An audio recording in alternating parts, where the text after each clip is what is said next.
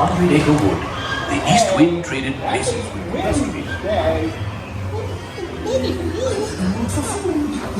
If you ask me, he'll never reach that tree. Why me? Why me? Oh dear. Hang on tightly, Roo. Look, Mama, look. So under my arm, and slowly by mistake, I just had time to tell you about my Uncle Clyde. A very independent father. Tigger, come out with me.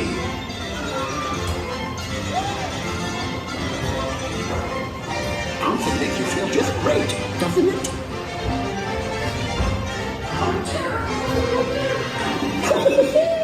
Follow me, right this way. I almost bounced right out of the ride.